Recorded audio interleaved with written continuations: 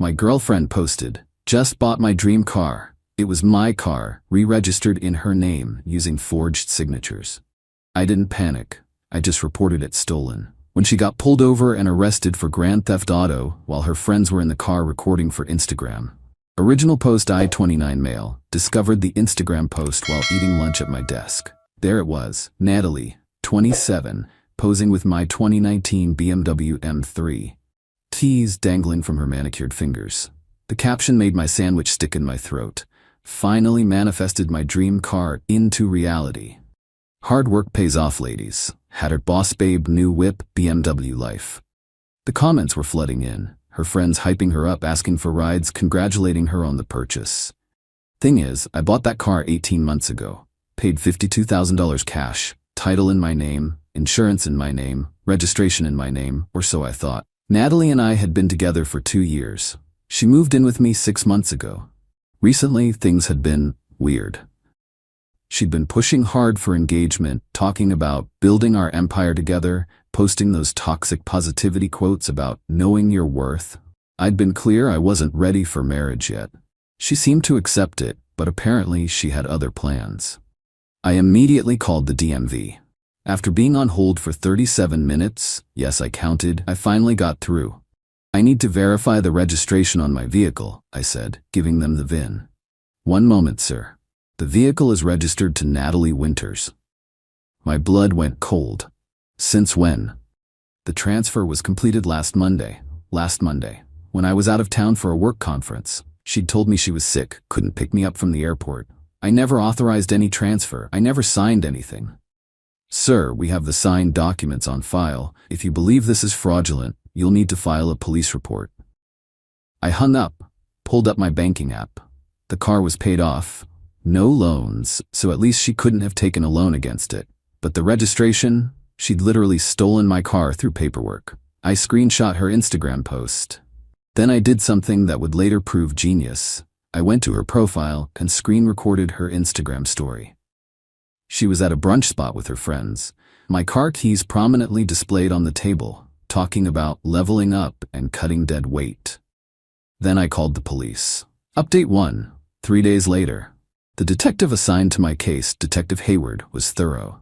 I'd filed the report immediately, providing original purchase documents, insurance papers, bank statements showing I paid for the car, screenshots of Natalie's social media, text messages where she'd asked to borrow the car various times, establishing it was mine.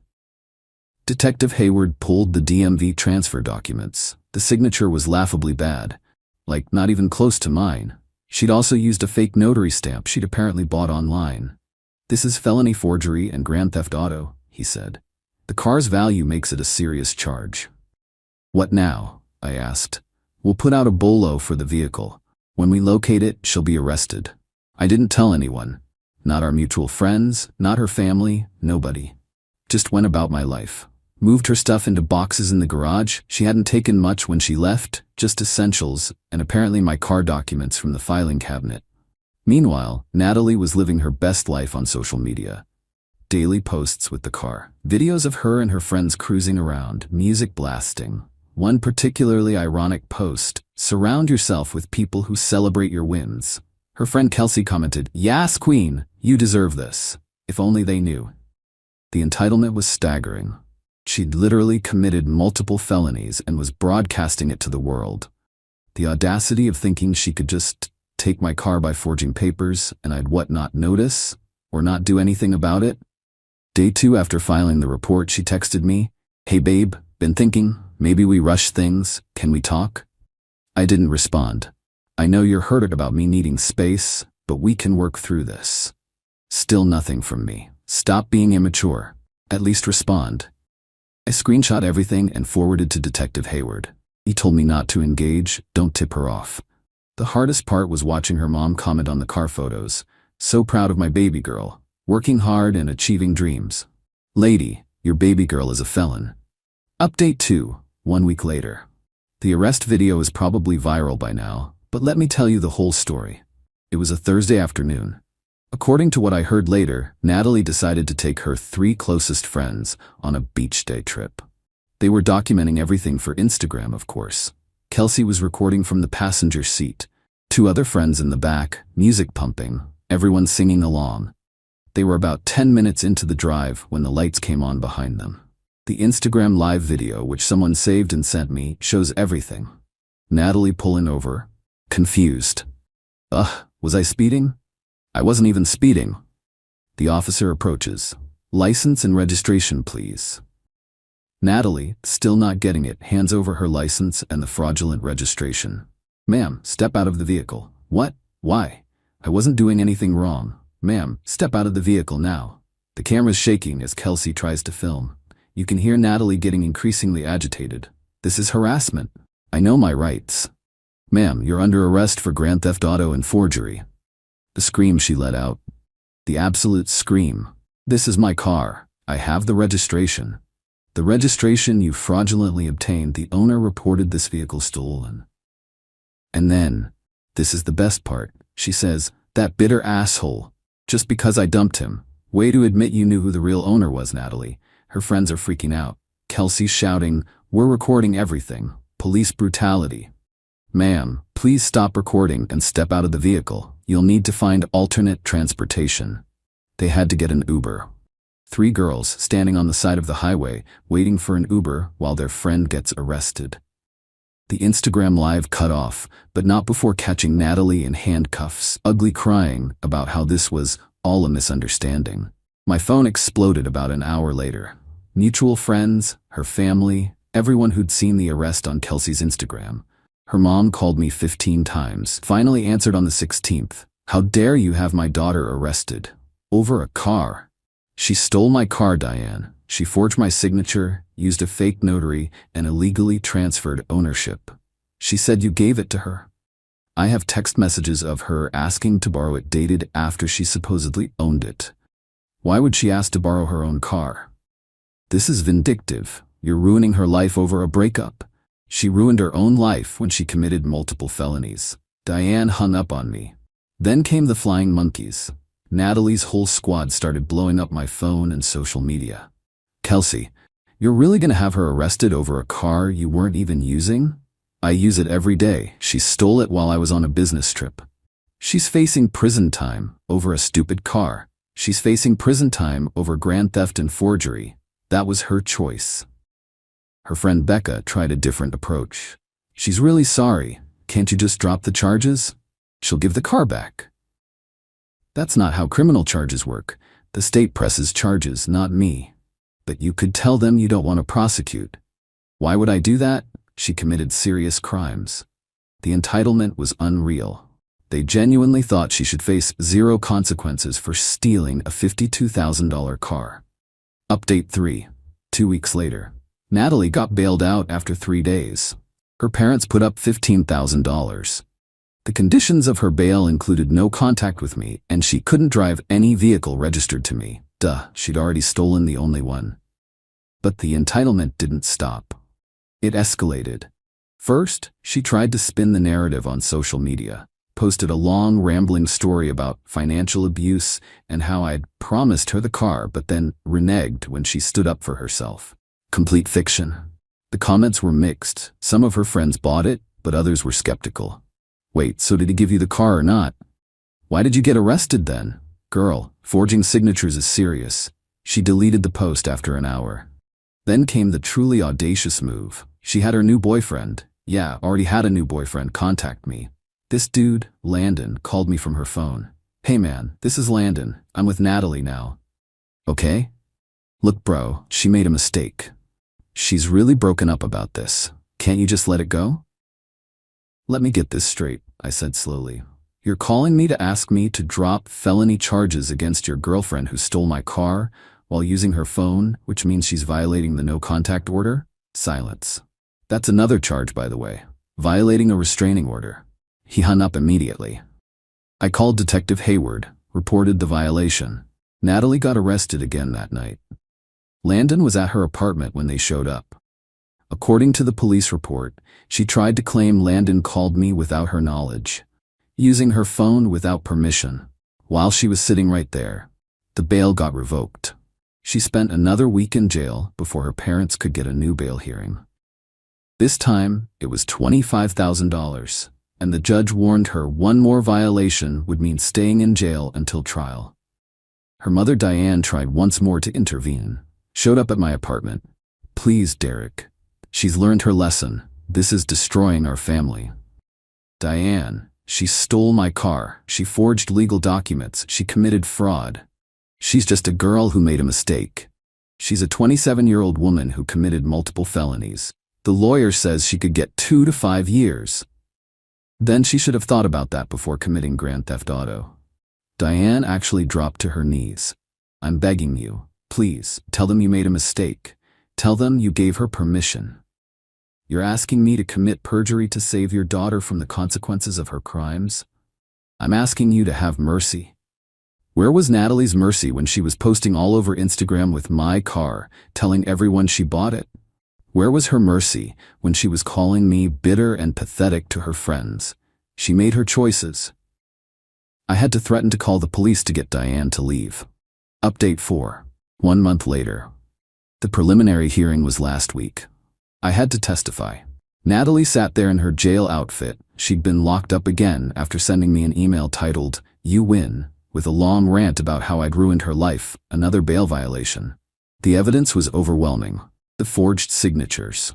The handwriting expert said it was amateurish at best. The fake notary stamp she'd ordered from a website. They had her credit card records. Her social media posts claiming she'd bought the car. Text messages between her and Qley planning the whole thing. Qley had flipped and provided them to save herself from conspiracy charges. Yeah, turns out Qley knew the whole time. The texts were damning. "Qley, are you sure this will work?" Natalie. "DMV doesn't verify signatures. It's easy." What if Derek finds out? He won't, and even if he does, possession is 9/10 of the law. That's not how that works, lol. Whatever. He owes me anyway. I've been his girlfriend for 2 years. I deserve something. The prosecutor also revealed Natalie had searched how to forge signatures, penalty for forging car title, and can you go to jail for stealing boyfriend's car on her laptop. She'd literally Googled the crime before committing it. Her lawyer tried to argue it was a misunderstanding between romantic partners, and that I'd given her implied permission to use the car. The judge almost laughed. "Counselor, implied permission to use a vehicle doesn't extend to fraudulently transferring ownership." The judge ruled there was sufficient evidence for trial. Natalie started sobbing. Her mom started wailing in the gallery. Her dad just looked defeated. As I was leaving the courthouse, Landon, the new boyfriend, approached me. "Dude, you destroyed her life over a car." "She destroyed her own life when she stole my car. She was going to marry you. She thought what's yours was hers. We weren't even engaged. And that's not how property law works." "You're heartless." "I'm heartless? Your girlfriend stole $52,000 from me and you think I'm the bad guy?" He tried to get in my face. Security intervened. He got banned from the courthouse. Update 5, 2 months later. Natalie took a plea deal. Her lawyer finally convinced her that going to trial would be worse. The evidence was too overwhelming. She pled guilty to grand theft auto, reduced from 1st degree to 2nd degree, forgery, identity theft. Sentenced to 18 months in prison, suspended to 6 months with good behavior, 3 years probation, $5,000 fine, restitution for my legal fees, $8,500, 200 hours community service. She has a felony record now, forever. The day after sentencing, I got a call from her dad, Robert. Different energy than Diane. "Derek, I want to apologize. We raised her wrong, gave her everything, never let her face consequences. This is on us too." "I appreciate that, Robert. I'm paying your legal fees, all of it. Already sent a check to your lawyer." "You don't have to." "I do. It's the least I can do. Maybe if we'd held her accountable earlier, this wouldn't have happened." He was the only one in her family who got it. Meanwhile, social media was still popping off. Natalie's friends were doing a Free Natalie campaign that went nowhere. Qley posted about how the system is broken, and it's criminalized relationship disputes. Someone with common sense commented, "She literally stole a car and forged documents. That's not a relationship dispute, that's a felony." The best part? Remember all those Instagram posts of her with my car? The prosecutor used every single one as evidence. Her boss babe posts became exhibits in her criminal case. She played herself. I got my car back, obviously. Had to pay to get it out of impound, but insurance covered it. Still drives great. Sometimes I pass places where she took those photos, and I just shake my head. The entitlement never stopped, though. Even after conviction, she had Qley post a message from Natalie. "I hope Derek is happy. He got his car in his revenge. I loved him, and this is how he repaid me." I guess some people can't handle a strong woman who goes after what she wants. Going after what you want equals stealing, apparently. Final update, 6 months later. Natalie got out after 4 months, good behavior. She had to move back in with her parents because, surprise, having a felony record makes it hard to get an apartment or a job. Apparently, even the MLM schemes she used to push don't want felons as consultants. I ran into Qley at a coffee shop last week. She tried to duck out, but I was between her and the door. "Derek, Save it, Qley. For what it's worth, I told her it was stupid, but she was convinced you just let it go." Why would she think that? Because she said you were weak, said you'd never have the balls to actually do anything about it. I laughed. How'd that work out for her? Qley shrugged. She's working at a call center now, has to take the bus, posts motivational quotes about rising from the ashes and stuff. Still entitled? Worse, now she thinks she's some kind of martyr. Says the system is rigged against women. The system that gave her multiple chances, plea deals, and reduced sentences? Yeah, that system. We parted ways, haven't heard from any of them since. The other day I got a notification that someone viewed my LinkedIn. It was Natalie. She didn't connect or message, just viewed. I checked hers out of curiosity. She'd listed her time in jail as a sabbatical for personal growth. The entitlement truly never ends. But here's the thing. I'm good. Like, really good. The whole experience taught me massive lessons about red flags, boundaries, and standing up for myself. I dated someone new for a few months, didn't work out, but that's fine. I'm not rushing anything. My credit's intact, my record's clean, and I still have my car. Hey? She's a convicted felon working at a call center, living with her parents at 27, taking the bus, and calling it a journey of self-discovery on Instagram. Sometimes karma doesn't need any help. But when someone commits felony grand theft auto and documents it on social media, well, then karma just needs you to make one phone call to the police. To everyone who messaged saying I went too far, she stole a car through forgery. That's not a mistake, that's a crime spree. If someone steals $52,000 from you, are you just gonna shrug it off? Didn't think so. And to anyone in a relationship with someone who shows signs of entitlement, those little comments about what's yours is mine, the pushing for access to your finances, the anger when you set boundaries, pay attention. It escalates. Natalie didn't start at grand theft auto. She started with small boundary violations I ignored. Never again. Oh, and the BMW?